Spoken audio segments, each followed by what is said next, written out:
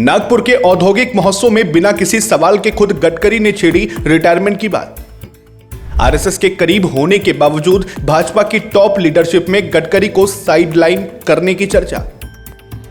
2024 चुनाव के दौरान विपक्ष से पीएम मोदी का ऑफर मिलने का दावा कर चुके हैं गडकरी। क्या मोदी और शाह की जोड़ी ने नितिन गडकरी को इतना परेशान कर दिया कि अब वो राजनीति से संन्यास लेना चाहते हैं? नागपुर में गडकरी ने बिना किसी के पूछे रिटायरमेंट की जो बात कहा, उसने भाजपा खेमे में हड़कंप मचा दी है। आखिर गडकरी का इशारा किस तरफ था? आइए बताते हैं आपको इस खबर को बड़ी बारीकी से।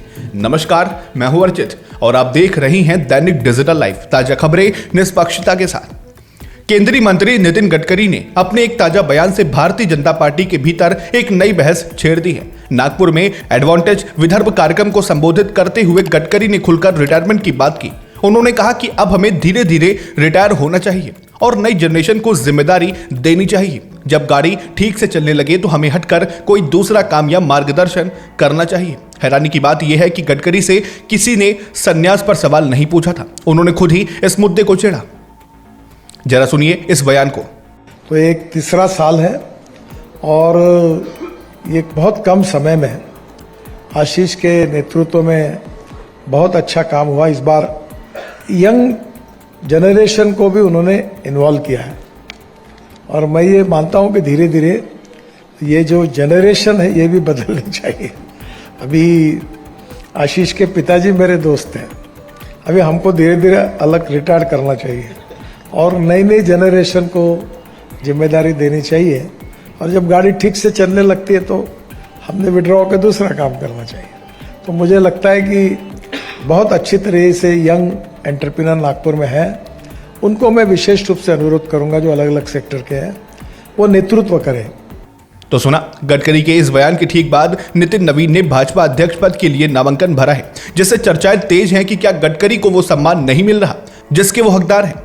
सब जानते हैं कि गडकरी संघ प्रमुख मोहन भागवत के बेहद करीबी हैं, लेकिन गुजरात लॉबी यानी मोदी शाह की जोड़ी के साथ उनके रिश्ते हमेशा से सहज नहीं रहे। कई मौकों पर गडकरी ने बिना नाम लिए अपनी ही सरकार की नीतियों पर तंज कसे।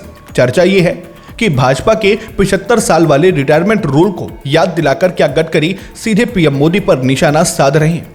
संसद में भी कई बार ऐसी तस्वीरें दिखी हैं जहां गडकरी और पीएम मोदी के बीच एक दूरी नजर आती है। गडकरी पहले भी खुलासा कर चुके हैं कि 2024 में विपक्ष ने उन्हें पीएम पद का ऑफर दिया था। अब सवाल यह है कि क्या गडकरी वाकई राजनीति छोड़कर बिजनेस में जाना चाहते हैं या फिर यह भाजपा लीडरशिप के खिलाफ उनकी कोई नई रणनीति है। संघ मुख्यालय नागपुर से आने वाले गडकरी की पकड़ जितनी भाजपा में है उतनी ही सराहना विपक्ष में भी होती है। ऐसे में उनका ये रिटायरमेंट राग भाजपा के लिए बड़ी टेंशन बन सकता है। फिलहाल आपकी क्या राय है? क्या गडकरी को भाजपा में जानबूझकर साइडलाइन किया जा रहा है? अपनी राय हमें नीचे कमेंट बॉक्स में साझा करें और ऐसी ही बेबाक खबरों के लिए दैनिक डिजिटल लाइव को सब्सक्राइब करें। फिर मिलते हैं एक और नए अपडेट के साथ, तब तक के लिए नमस्कार, जय हिंद, जय भारत। क्या आप भी जानना चाहते हैं अपने आसपास की हर छोटी बड़ी खबर? क्या आप भी अपडेट रहना चाहते हैं देश विदेश के हर मुद्दे से? क्या आप भी पाना चाहते हैं खेल जगत की हर ताजा जानकारी? क्या आप भी राजनीति की हर हलचल पर नजर रखना चाहते हैं? और क्या आप जानना चाहते हैं कि आपका आज का राशिफल क्या कुछ कहता है?